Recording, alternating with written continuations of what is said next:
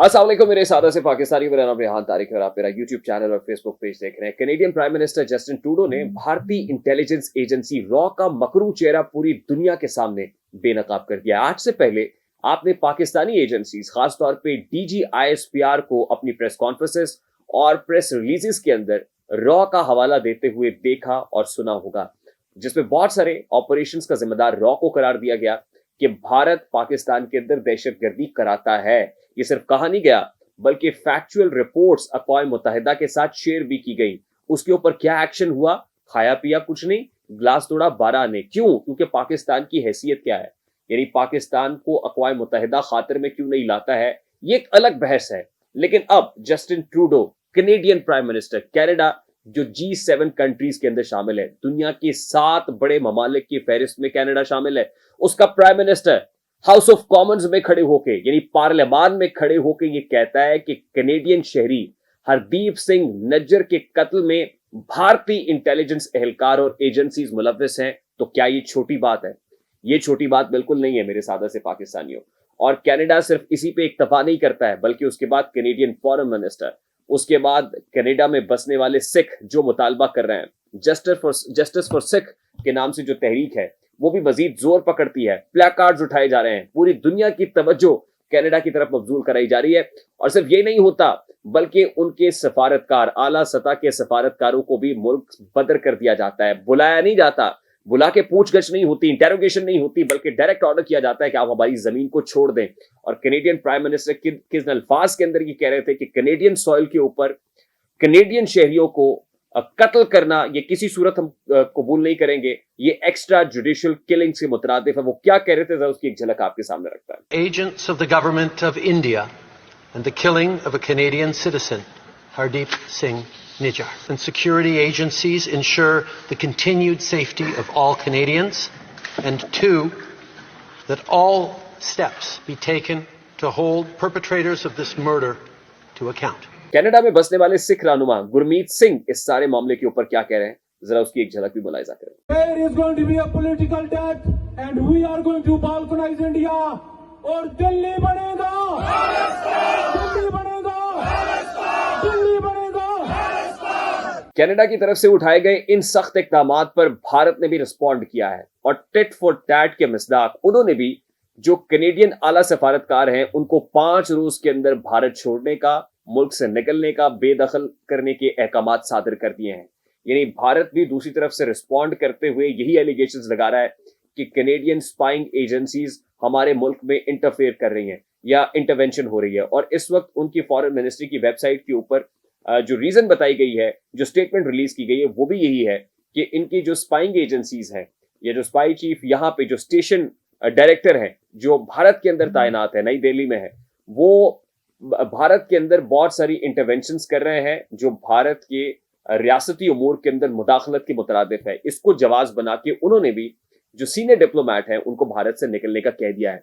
यानी इस वक्त दोनों ममालिक के दरमियान जो टेंशंस हैं वो बहुत बड़ी हुई, जो पारा है बहुत ऊपर दिखाई दे रहा है, हीट बहुत ज्यादा है।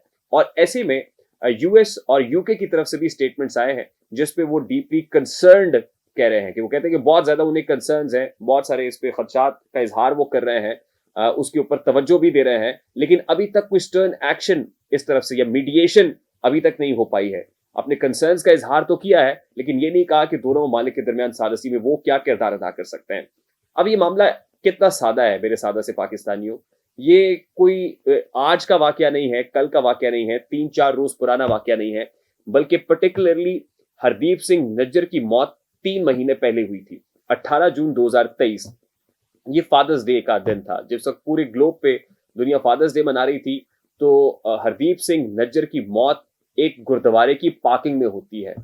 ब्रिटिश कोलंबिया का शहर है और कस्बा है सरे, जहां पे गुरु नानक नामी गुरुद्वारा है, जिसकी पार्किंग के अंदर गोलियों की आवाज सुनाई देती है। जब लोग वहां पर पहुंचते हैं तो देखा यह जाता है कि हरदीप सिंह नज्जर पर ताबड़तोड़ फायरिंग होती है। इतनी गोलियां मारी जाती हैं कि अस्पताल पहुंचने तक की मोहलत नहीं मिलती, वो जामबर नहीं हो पाता है। उनको रेस्क्यू सर्विसेज दी जाती हैं, इमरजेंसी मोबाइल के अंदर डाल के हॉस्पिटल पहुंचाया जाता है, लेकिन हरदीप सिंह नज्जर जख्मों की ताब ना लाते हुए दम तोड़ देता है। उसके बाद जो खालिस्तान तहरीक के रहनुमा हैं, सिख रहनुमा हैं, उनकी तरफ से एहतजाज होते हैं, प्ले कार्ड्स उठाए जाते हैं और बाकायदा तौर पर जो इंडियन डिप्लोमैट्स हैं उनकी तस्वीर कतबे पर लगाई जाती हैं, यानी उन प्लेकार्ड्स के ऊपर उनकी तस्वीर भी दिखाई जाती हैं कि हरदीप सिंह नज्जर के कत्ल में ये इंडियन डिप्लोमैट्स मुलव्विस हैं। बराह रास्त इल्जाम लगा दिया जाता है। उसकी बुनियादी वजह यह है कि हरदीप सिंह नज्जर पर हेड मनी भारत की तरफ से मुकर्रर की गई थी और भारत का ये स्टांस था कि खालिस्तान टाइगर फोर्स का बानी हरदीप सिंह नज्जर है, उसका एक बैकग्राउंड है और वो भारत से फरार हुआ है। आपको मैं भी ये याद कराता चलूं कि जो भारतीय पंजाब है उसके अंदर हरदीप सिंह नज्जर के भाई को मारा गया था पुलिस की तरफ से। पहले उठाया गया, फिर मार दिया गया। हरदीप सिंह नज्जर को गिरफ्तार किया गया था, ये वहां से फरार हुआ था। कनाडा के अंदर असाइलम की कोशिश की गई थी, बार बार पे दर पे बहुत सारी रिजेक्शंस भी मिली कोर्ट की तरफ से, but ultimately he manage to stay over there और फिर उसको रेजिडेंसी मिल गई, शहरियत मिल गई कनाडा की और वो वहीं पर रिहाइश पजीर था और खालिस्तान मूवमेंट के अंदर बहुत एक्टिव था। अब यही वजह है कि भारत को हरदीप सिंह नज्जर मतलूब था और इसीलिए उसकी हेडमनी मुकर्रर की गई थी। और शायद यही वजह है कि बहुत सारे जो सिख रहनुमा है वहां के, जस्टिस फॉर सिख कम्युनिटी के लोग हैं, वो ये समझते हैं कि इसके अंदर भारतीय एजेंसीज मुलव्विस हैं। अब कनाडा ने अपने तौर पर इसकी तहकीकात कराई, यानी कनाडा की जो इंटेलिजेंस एजेंसीज हैं मुतहर्रिक हुई और उन्होंने जो सब्सटैंशियल एविडेंसेस कलेक्ट किए उसके मुताबिक कैनेडियन प्राइम मिनिस्टर ने दो टोक अंदाज में ये बात इस्टेब्लिश कर दी हाउस ऑफ कॉमन्स के अंदर कि हरदीप सिंह नज्जर के कत्ल में भारतीय इंटेलिजेंस एजेंसी, भारतीय स्पाइंग एजेंट्स जिनका ताल्लुक रॉ से है वो मुलव्विस है और हम उन्हें इजाजत नहीं देंगे कि वो हमारे मुल्क में हमारी जमीन के ऊपर हमारे शहरियों को कत्ल करें।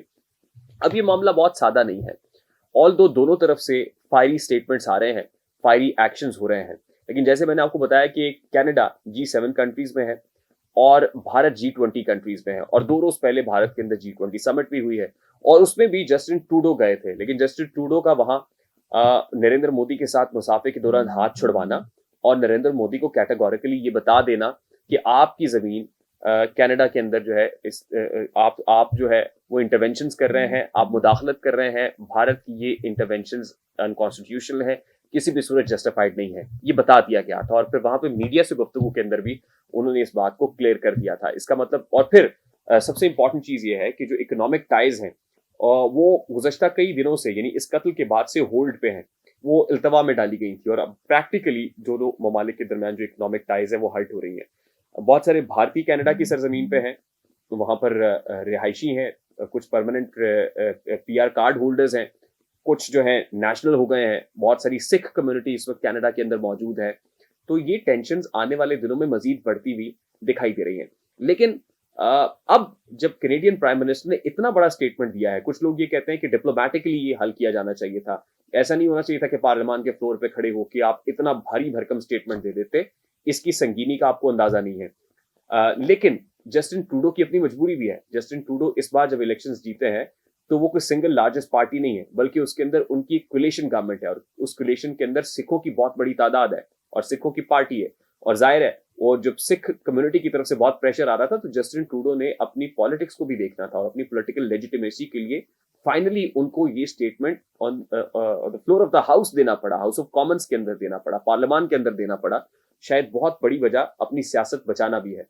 लेकिन इंपॉर्टेंट चीज ये है कि क्या यही सब्सटेंशियल एविडेंसेस अक़वाम आलम के सामने वो रखेंगे? क्या वो किसी इंटरनेशनल कोर्ट में जाना पसंद करेंगे?